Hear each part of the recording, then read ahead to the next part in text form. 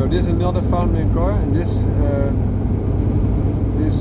episode is entitled hothatch versus roadster versus entry sports car for the beginning enthusiast. So what would I recommend? It all depends on what you want. If you're single or you have a relationship without children and you're just enjoying life and you have a sunny climate, then a roadster might be the best way to approach. If you're a real sports car enthusiast and you're attempting to do very good track times and you can afford it because sports cars, even entry sports cars, might be quite costly. An entry sports car that's not extremely costly, that I could give you an example, would be an Audi TT or Fiat Coupe Turbo.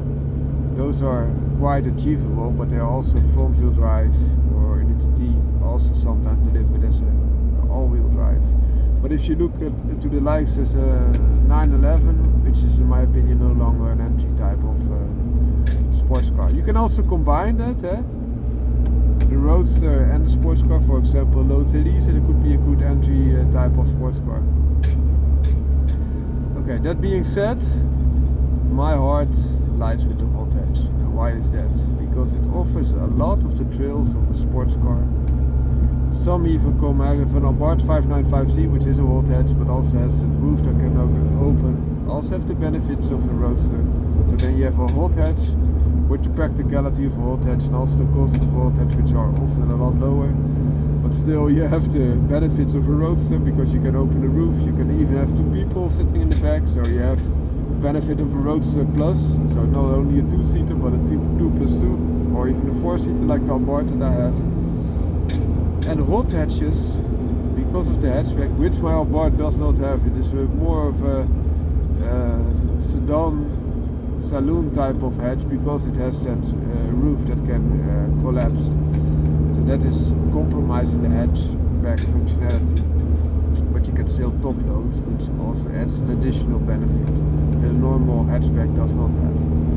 But back to the regular hatchback, like the Suzuki Swift Sport Hybrid that I'm driving at this moment, the ZC33S, those have a hatch, so that they can put the back seats down, and then you have quite a cavernous space that you can put a lot of stuff in if needed. Also, this car seats 5 people very nicely.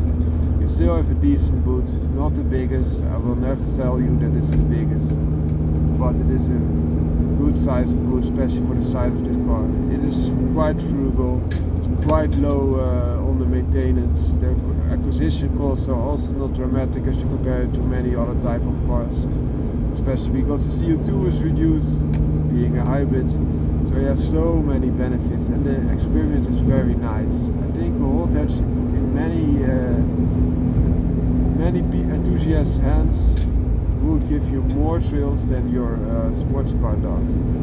Roadster, because of the wind through your hair, and could be a little bit more direct and thereby better. For example, MX-5 is very nice, achievable roadster.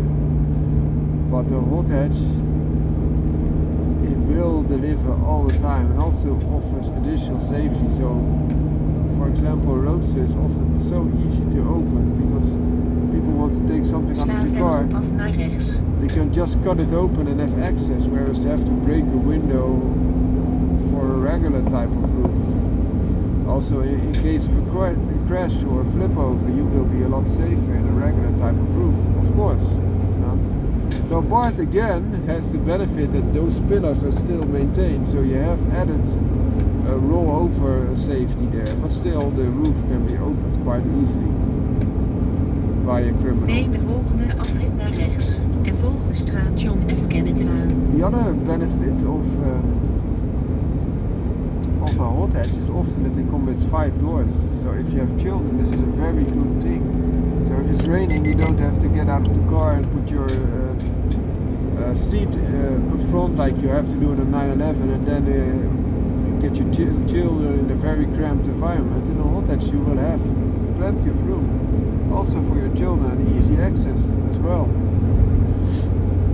But that being said, if you want even more practical benefits as compared compared to a hothatch, there's one answer, and that's the power station. So the power station is a station wagon with sufficient power to also be Houd hier links aan. nice and sporting, and have a little bit of the hothatch characteristics. So some power station wagons like Skoda Octavia RS in station wagon form have the engine of, for example, a VW Volkswagen Golf GTI, but then in a roomier body, which can be beneficial. So you have all the benefits of a normal hothatch, but added room because being a station wagon. Volgende weg 5 kilometer.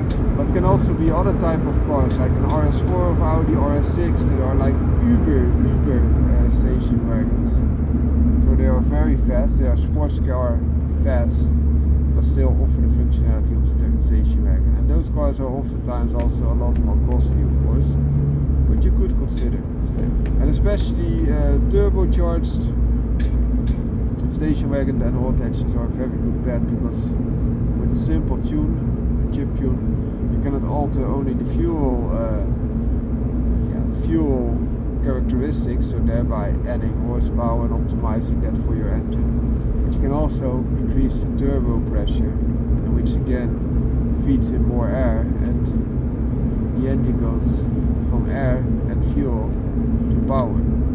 So you can imagine that the gains are a lot better than with a naturally aspirated engine. Well, hope this helps. Vaunoikar out.